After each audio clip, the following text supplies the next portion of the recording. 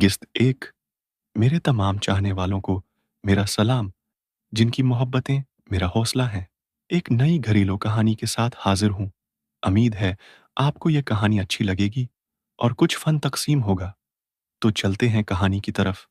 और ये कहानी भी जिस पर गुजरी है उसी के अंदाज से लिखी जाएगी। मेरा नाम फारूक है और ये मेरी सच्ची आप बीती है जो आप लोगों तक पहुंचेगी। हम 4 बहन भाई हैं। अबू एक दरमियाने दर्जे के कारोबारी हैं और अमी एक बहुत अच्छे प्राइवेट स्कूल में पढ़ाती हैं। ये उस वक्त की बात है जब मैं क्लास 8वीं में था। बाकी एक भाई और 2 बहनें मुझसे छोटे हैं। मैं सबसे बड़ा हूँ। हम सब अम्मी के स्कूल में ही पढ़ते थे और उन्हीं के साथ स्कूल आते जाते थे। एक वीन हमें स्कूल से पक एंड ड्रॉप करती थी, जिसमें और बच्चे और टीचर्स भी होते थे। कहानी तब से शुरू होती है जब मैं 8वीं क्लास में था। मेरा एक ही अच्छा दोस्त था जिसका नाम मुजीब था। एक दिन स्कूल की ब्रेक में जब मैं कैंटीन से वापस क्लास की तरफ जा रहा था, तो मुजीब के साथ मेरी क्लास के 2 लड़के अमीर और यूसुफ खड़े थे और किसी बात पर हंस रहे थे। मुझे देखते ही उनके औसान खुता हो गए और वो कुछ परेशान से हो गए। मैं जाकर उनसे मिला और बातें करने लगा, लेकिन वो तीनों कुछ अलझे-उलझे नजर आए और जल्द ही वो दोनों खसक गए। अब मैं और मुजीब अकेले रह गए। पहली बार मैंने नोट किया कि मुजीब मुझसे निगाहें चुरा रहा है, जैसे वो कुछ बात छिपाना चाह रहा हो। मैंने मुजीब से पूछा, क्या मसला है? तुम इतने परेशान क्यों हो रहे हो? मुजीब एकदम बौखला सा गया और बोला, कुछ भी ऐसा नहीं है। लेकिन मैं शक में पड़ चुका था। मैंने मुजीब से पूछा, लेकिन वो बात को टालने लगा। मैं बार बार उससे बात के लिए इसरार करने लगा, लेकिन उसके बात बताने से पहले ही बारिक खत्म हो गई और हमें क्लास में जाना पड़ा। मुजीब के इस रवैये से मुझे उस पर बहुत गुस्सा आया और मैं उससे नाराज हो गया। क्लास में भी मैंने उससे कोई बात ना की और छुट्टी के बाद घर आ गया। उससे नाराजगी की वजह से मैं खेलने के लिए ग्राउंड में भी न गया और जब शाम को वो मेरे घर खेलने के लिए मुझे लेने आया, तो मैंने उसे मना कर दिया और उसे वापस भेज दिया। मुजीब ने बहुत मन्नत समाजत की, लेकिन मैंने उसकी कोई बात न मानी और नाराज ही रहा। थक कर वो भी वापस चला गया। अगले दिन स्कूल में भी मैंने उससे कोई बात ना की और ब्रेक तक वो मुझे मनाने की कोशिश करता रहा, लेकिन मैंने उससे बात ना की। जो नहीं ब्रेक हुई, मैं बाहर जाने लगा, तो उसने एकदम मेरा बाजू पकड़ लिया और मुझे कहा, देखो फारूक, नाराज मत हो। मैं वो सब तुम्हें बता देता हूँ, लेकिन मुझसे एक वादा करो पहले। मैंने जब ये देखा कि वो मुझे बात बताने के लिए राजी है, तो मेरा दिल नरम होता गया। मैंने कहा, हाँ ठीक है, बोलो क्या वादा करना है। उसने अपना हाथ मेरी तरफ बढ़ाया और मैंने उसका हाथ थाम लिया। मैंने मुजीब की आंखों में देखा, तो वो मुझे बेबस नजर आया और बोला, देख फारूक, तुम जिद कर रहे हो और नाराज हो, लेकिन ये बात जानकर तुम और नाराज ना होने का वादा करो तो बताऊंगा। लेकिन ये वादा करो कि ये बात किसी को नहीं बताओगे और मुझसे नाराज भी नहीं होगे। ये वादा करने में मुझे तो कोई मुश्किल न थी, इसलिए मैंने उसका हाथ थामे उससे वादा कर लिया। सारे बच्चे क्लास से निकल चुके थे। मैं और वो क्लास में खड़े थे। मुजीब ने मेरा हाथ छोड़ा और क्लासरूम से बाहर झांक कर अंदर मेरी तरफ मड़ा। उसके चेहरे पर हवाइयां उड़ रही थीं और वो बार बार अपनी जबान होंठों पर फेर रहा था और बोलने की हिम्मत जमा कर रहा था। और मैं उसकी तरफ मुश्ताक नजरों से देख रहा था, जैसे वो कोई मुझे करतब दिखाने वाला हो। मेरा भी सस्पेंस अरूज पर था कि जाने अब क्या बात मुझे पता चलेगी। मैं मुजीब की तरफ देख रहा था और वो बात करने की हिम्मत जमा कर रहा था। मैंने उससे पूछा, क्या बात है? आखिर बताओ तो सही।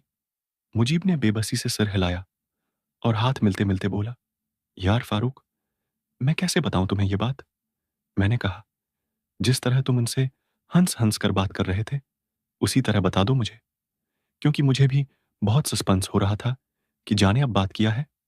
मुजीब ने उसी तरह उलझे हुए लहजे में कहा, यार, नाराज ना होना, लेकिन वो अमीर कह रहा था कि उसे टीचर शबनम, अमी, के सीने बहुत अच्छे लगते हैं और जब वो कॉपी चेक करती हैं तो अंदर तक नज़र आते हैं।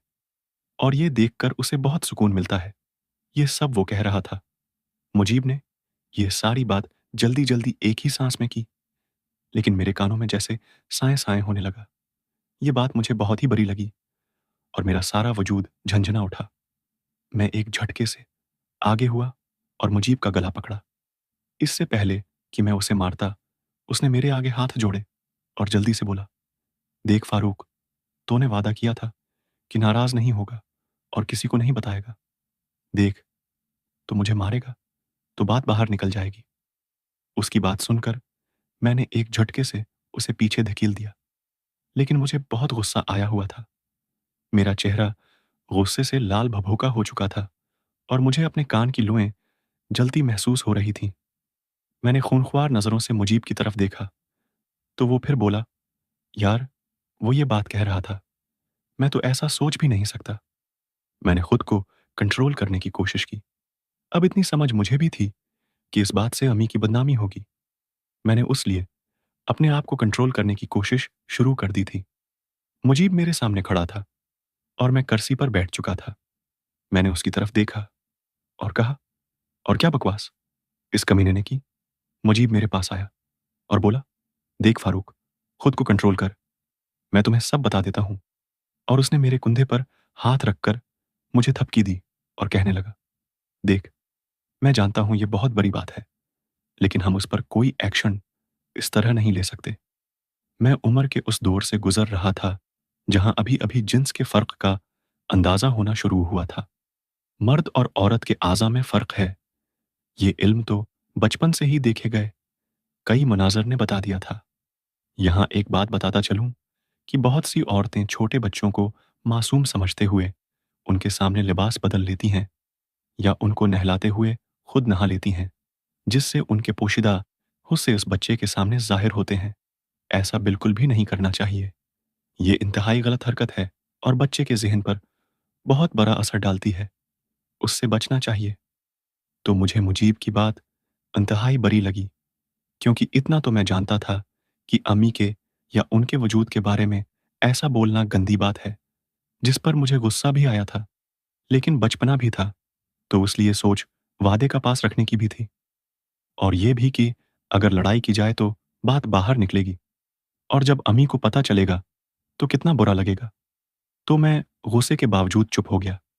मुजीब ने मुझे कहा कि चलो, आओ बाहर चलते हैं। मेरा मूड तो न था, मगर मैं मुजीब के साथ कैंटीन की तरफ चल पड़ा। मैं खुद को नॉर्मल करने की कोशिश कर रहा था और उसमें कामयाब भी रहा। क्लासरूम से कैंटीन के रास्ते कई बच्चे मिले, लेकिन मैं खामोश मुजीब के साथ चलता हुआ कैंटीन की तरफ चल पड़ा। हम नए-नए जवान हो रहे थे, तो कैंटीन की रुश में कई बार हमने क्लास की या दीगर लड़कियों से लगकर शरारतें की हुई थीं और हम उसे एक एडवेंचर के तौर पर करते थे। लेकिन कभी किसी ने इस पर मना या शिकायत इसलिए नहीं लगाई थी कि वो सब बस हल्की-सी शरारतों तक था। और कई बार तो शायद मुतासरा लड़की ने लम्हाती टच के सिवा इस पर सोचा भी ना हो। खैर, हम कैंटीन पर पहुंचे तो हमने चीजें लीं और मेरे हिस्से के पैसे भी मेरे बहुत मना करने के बावजूद मुजीब ने दिए। हम चीजें लेकर बाहर ग्राउंड की तरफ आए, लेकिन उससे पहले कि हम कोई बात करते, ब्रेक खत्म हो गई। अम्मी हमारी क्लास में 2 पीरियड्स लिया करती थीं और वो बहुत हंसमुख और नर्मदिल टीचर थीं। क्लास के सभी बच्चे उनसे बहुत खुश थे। मुझे हैरत थी कि कोई बच्चा उनके बारे में गलत बात कैसे कर सकता है। मैं उम्र के इस दौर में था जहां सस्पेंस और सीखने की लगन ज्यादा होती है, तो यही लगन मुझे बहुत कुछ सिखाती गई और मेरा सब कुछ बदलता गया। जैसे ही हम कैंटीन से उठने लगे, तो मुजीब ने मुझे कहा कि फारूक, प्लीज खुद पर काबू रखना और ऐसी कोई बात ना करना जिससे कोई मामला बिगड़ जाए। मैंने ना समझते हुए उसकी तरफ देखा और पूछा, "क्या मतलब है?" तो उसने कहा, "देखो, अब तुम्हारी अम्मी भी क्लास लेंगी और क्लास के दौरान कोई लड़का उन्हें देख रहा हुआ तो उसे नॉर्मल लेना, पहले की तरह जैसे तुम्हें इल्म ही नहीं है। प्लीज खुद पर कंट्रोल करना।" मुजीब की बात मुझे समझ आ गई और हम क्लास की तरफ बढ़ गए। अगली क्लास और टीचर की थी। उसके बाद फिर जब अम्मी क्लास में आए तो हम सबने खड़े होकर उनको वेलकम किया और पहली बार मैंने उनकी तरफ एक टीचर की तरह देखा। उससे पहले तो वो सिर्फ अम्मी ही थीं। इनमें औरत कभी देखी ही न थी, न कभी ऐसी सोच बनी थी। बाकी टीचर्स को हम भी ऐसे देखते थे और आपस में हल्की-फल्की गप भी हो जाती थी और किसी नज़ारे को देखकर तन्हाई में हाथ गाड़ी भी चला लेते थे। लेकिन अम्मी के बारे में ऐसा कभी नहीं सोचा था। मैंने देखा कि हल्के नीले रंग की शलवार कमीज में एक प्यारी सी आंटी नुमा टीचर यानी मेरी अम्मी जान क्लास में दाखिल हुई हैं, जिनका दोपटा उनके गले में है। उनके चेहरे पर हल्की सी मुस्कुराहट और कशिश है और आंखों में चमक है, जैसे आंखें मुस्कुरा रही हूं। गोरे गोरे फूले हुए शहद से रंग के गाल और सरख होंठ, जो कि ऊपर नीचे एक जितने मोटे और शानदार शेप के हैं। काले बालों की एक लट उनके चेहरे पर आई हुई थी, जिसको वो अपने खूबसूरत मखरूती हाथों से कान के पीछे कर रही थीं। लेकिन वो कमबख्त बार-बार चेहरा चूमने को आगे भाग आती थी। अगर आपको मज़ीद इस तरह की घरेलू, ये बाहर की, मज़ेदार कहानियाँ खरीदनी हैं, बना कटिंग फुल ओपन माहौल में, तो हमारे इस नंबर पर व्हाट्सएप मैसेज करें। आपको बहुत सी मज़ेदार कहानियाँ इंतहाई कम रेट में मिल जाएँगी।